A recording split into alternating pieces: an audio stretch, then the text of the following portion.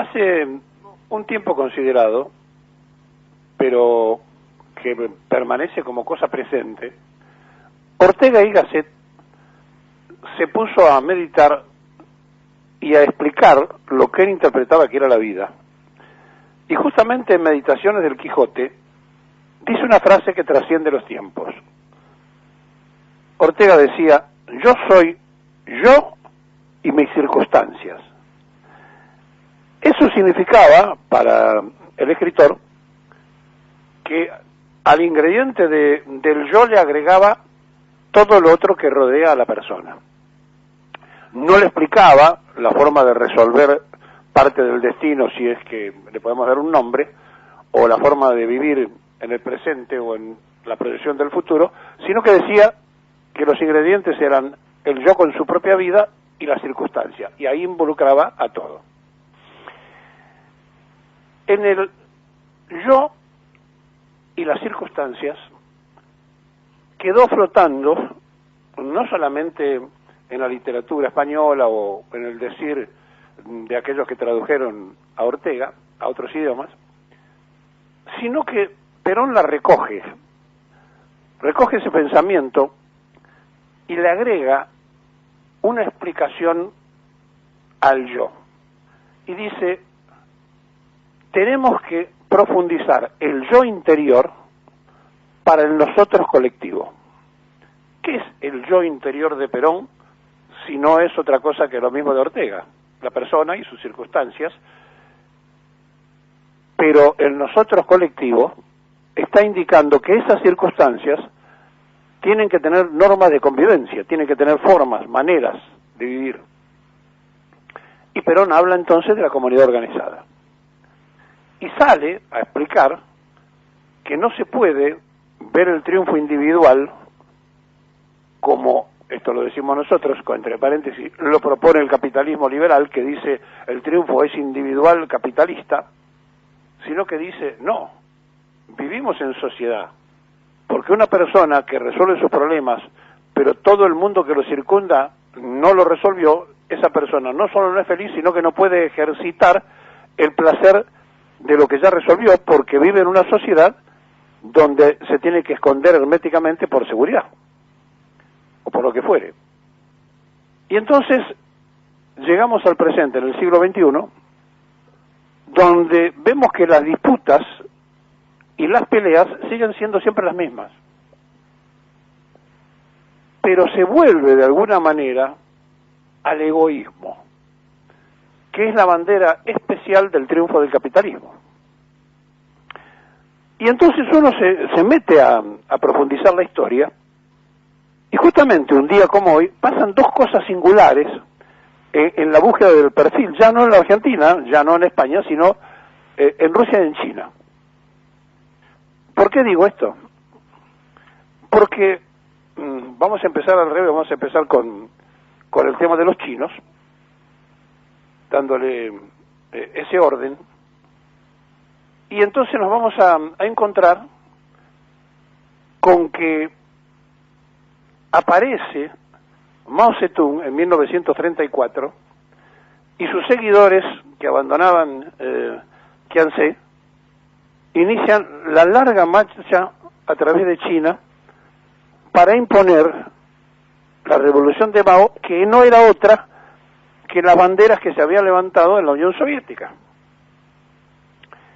Y justamente, un día como hoy también, pero de 1990, el Soviet Supremo de la entonces todavía Unión de Repúblicas Socialistas Soviéticas aprobaba el plan de transición hacia la economía de mercado.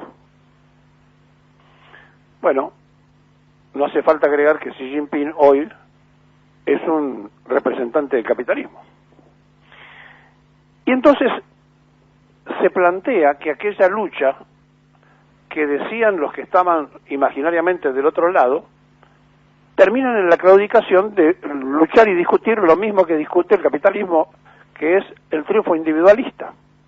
Pero, en el caso quizá de los chinos, con un agregado que podría ser aquello de Perón, la comunidad organizada para los miles de millones que son los chinos, que más allá de haber hecho la contrarrevolución en China, siguen manteniendo las características de que tienen que tener un organigrama que nació ya en la época de Mao, porque si no, se hace imposible la convivencia, por la cantidad de millones. En Rusia la cosa es un poco más diferente, pero en definitiva, la sociedad rusa hoy está en debate abierto con la guerra. Pero nosotros, los argentinos, que miramos al mundo internacional y observamos lo que pasa en otras partes, pero que después en el orden local nos aferramos desesperadamente al individualismo egoísta, somos carne de cañón para los profetas del odio. ¿Y quiénes son los profetas del odio? Aquellos que, subidos en esa idea del liberalismo capitalista, nos quieren hacer creer que la pérdida de derechos permite la fortificación de una mejor condición de vida. Y eso es mentira, porque es una mejor condición de vida para una minoría que maneja esa mayoría silenciosa. Y por eso nosotros tenemos hoy el mundo en un debate de sistemas, porque está colapsando el propio sistema del individualismo ante la necesidad de que empiezan a faltar cosas claves. Es decir, si no hay energía no puede haber desarrollo, si no hay alimentos la sociedad se pone muy mal, y cuando las condiciones de la guerra producen esto, entonces uno se da cuenta que aquellos profetas del odio que dicen que la sociedad se realiza plenamente con el triunfo individual, naufraga. En la misma pandemia. Imagínense en el sálvese quien puede en la pandemia. El que tenía plata compraba la vacuna, el que no tenía se moría. Bueno, estos mismos profetas del odio decían que había que manejar la economía y que si era necesario que se muriera más gente, había que dejarla morir, pero que la pandemia no podía parar el desarrollo económico. Y ese es el debate que hoy se da en el país. El egoísmo individual capitalista, con el abanderado Macri, Patricia Bullrich, los de Cambiemos, la propuesta de un mundo mejor con fracasados dirigentes del Frente de Todo y un pueblo que tiene bien en claro qué quiere, pero ve que no llega nunca, que no se ejecuta, porque aquello que Perón enseñó no llega. Y entonces tenemos casi un trinomio. Los que saben muy bien lo que van a hacer si vuelven al gobierno, los que están en el gobierno y no saben lo que tienen que hacer, y los que votaron para que esa gente que está en el gobierno hicieran cosas que no hacen, que están entre aturdidos, confundidos, y además impactados por una prensa canalla que le da lugar a los profetas del odio, y entonces empieza esto a tomar una posición casi de resignación y venganza. Es decir, a mí no me cumplieron los que yo creí que me tenían que cumplir, yo no los voto, yo los repudio, y bueno, no sé, o no voto, me quedo en mi casa y le hago el juego a los profetas del odio, o voy y voto en contra. Y también le hago el juego a los profetas. Y entonces aquí surge aquello de Ortega y Gasset, el hombre y sus circunstancias. Estas circunstancias hacen que el hombre, que aunque tenga clara la necesidad, como decía Hipólito Yrigoyen, la víscera más sensible es el bolsillo, y justamente esa víscera es la que está siendo atacada y no se le da respuesta. Porque que salga Massa a decir que 380.000 personas no van a pagar el impuesto a la ganancia está muy bien, pero hablamos en un país de 45 millones de personas. Entonces, cuando uno se encuentra frente a esta realidad, tiene que concurrir y analizar profundamente aquello de Perón, del yo interior para el nosotros colectivo. Si es cierto que tenemos que vivir en una comunidad organizada y nuestra comunidad está anarquizada, no puede haber peronismo. Y si no resolvemos esa anarquización de la sociedad, es porque o no terminamos de entender a Perón o no hay ejecutantes de la idea. Y aquí entonces flota todo alrededor de quién, cómo, cuándo y de qué forma se puede construir el tiempo presente y la proyección del futuro. Y entonces nos debatimos todos los días para decir, bueno, pero fulano no hace lo que tendría que haber hecho y no cumple y entonces no sirve, pero inmediatamente nos miramos en el espejo y decimos, ¿y yo qué hago? Nada. Yo critico y no hago nada. ¿Y por qué no hago nada? Y porque no tengo dónde hacerlo. Y eso es una excusa. Porque el ser humano es un hecho político. Los seres humanos somos políticos desde nuestro nacimiento. Somos un episodio político. Diría Ortega, el yo y la circunstancia. Bueno, el yo es un elemento político. Y las circunstancias son lo que la política puede modificar. Pero no es la política partidaria solamente, es la forma de entender que tenemos que vivir con normas que nosotros mismos ponemos y que después no respetamos. Siempre utilicé una frase ilustrativa. Usted va a una plaza y ve que dice prohibido pisar el césped. ¿Quién lo puso? El hombre. ¿Para qué? Para que se cuide el césped, para que no se pise. ¿Qué hacemos nosotros? Pasamos por el medio del cantero. O sacamos el cartel y pasamos por donde queremos, pero si está el cartel, vayamos por la vereda, no por el pasto. Bueno, así somos. Es decir, hacemos nuestras propias normas y las contravenimos. Y ahí tenemos entonces el cuestionamiento de la Constitución Nacional, que establece la forma de gobierno y que pomposamente dice que somos un gobierno federal. Es mentira. Porque es un gobierno federal para recaudar, pero es un gobierno unitario para distribuir. Todo el poder está en Buenos Aires y desde Buenos Aires se distribuye todo lo que el trabajo del resto de la Argentina provocó.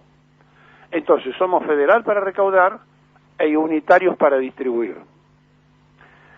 Y después decimos también que tenemos 3 poderes, y también es falso, porque la justicia no funciona y si no hay justicia es una democracia fraudulenta. Y si la Constitución dice que los emprendimientos y las deudas y los préstamos tienen que pasar previamente por la autorización del Congreso, y esto no pasa, y después el mismo Congreso legaliza lo que es inconstitucional, sigue siendo más fraudulenta. Y si los poderes ejecutivos tienen que gobernar con decretos de necesidad de urgencia, con el DNU, y no con el Parlamento, es porque le pasan por encima al poder parlamentario, y sigue siendo fraudulenta. Entonces vivimos una democracia fraudulenta, por lo que decimos que queremos hacer y por lo que en realidad hacemos. Y este debate abierto nos devuelve a Perón. ¿Qué planteaba Perón? Que su movimiento era revolucionario. ¿Y qué es ser revolucionario? Es cambiar las normas de esa comunidad para llegar al objetivo del yo interior para el nosotros colectivo de la comunidad organizada. Y si hay anarquía en la comunidad, hay que cambiar las normas, las reglas, los dirigentes, lo que fuere, para llegar a ese objetivo.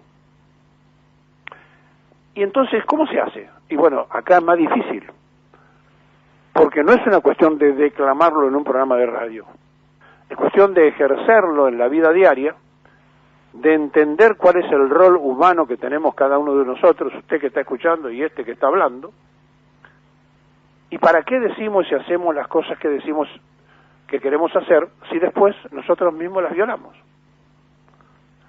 Y entonces aparece el toma y daca, el apriete individual de los profetas del odio. Yo voy a liquidar todo lo que tengo almacenado en los hilos si el dólar me conviene. Y son culpables. Vamos a profundizar. ¿Son culpables? Y la verdad que no, porque ellos no ponen las normas. Pero sí hay culpabilidad de la sociedad en su conjunto, que por un lado se critica y por otro lado no se normaliza nada. ¿Y quiénes hacen las normas económicas? Los que dicen representar el pensamiento liberal capitalista. Vaya uno a darse cuenta. O sea que los que dicen que hay que salvarse en forma individual, cuando van y se sientan en el Estado, en lugar de hacer algo colectivo para la sociedad, empiezan a beneficiar a sectores privados. Por eso Macri puso en energía al representante de una compañía petrolera. Es decir, no es una discusión, es una pelea. Es una pelea por espacios. Ahora, esos espacios que se están disputando y peleando, ¿Es para hacer feliz a la gente o para resolver problemas personales? Y acá viene el gran signo de interrogantes. Porque entonces, decía Ortega, yo soy yo y las circunstancias. Y Perón le contestó, el yo interior sirve si hay un nosotros colectivo, si hay una comunidad organizada. Para Perón sirve el dirigente que trabaja para el bien común. Para Ortega, quizá, el pensamiento es el sálvese de a uno. Por eso, la globalización está casi montado en ese pensamiento. Lo del yo interior que quieren gobernar al mundo entero. Y eso se está desarmando, se está deshaciendo. Los europeos ya no quieren vivir en el mercado común, ya no quieren ser un solo país, ya no quieren tener una sola moneda, quieren volver a tener la soberanía. ¿Y eso saben qué es? Es el triunfo de la soberanía política en la búsqueda de la independencia económica, que la perdieron el día que dijeron que todos los europeos eran manejados por una sola moneda. ¿Y saben por qué pasó esto? Porque Alemania, que había perdido 2 guerras, la primera y la segunda, estaba dividida. Y sin embargo el marco alemán era el que mandaba en Europa. Entonces le tiraron a la Alemania pobre de oriental para decir, bueno, ahora unificamos a Alemania y van a tener que entretenerse. Aceptaron a sus hermanos del otro lado, tiraron el muro, siguieron luchando y finalmente la Alemania unificada demostró que seguía manejando la economía de Europa. Y entonces inventaron el euro. ¿Y saben lo que pasa ahora? Alemania sigue manejando la economía de Europa. ¿Y saben por qué? Por una convicción al trabajo de una sociedad que puede ser discutida en sus decisiones de guerra, pero que no puede ser discutida en su contracción al trabajo. Por eso, gobernar es crear trabajo, y trabajar es un derecho y una obligación. Claro, para eso hay que entender a la comunidad organizada.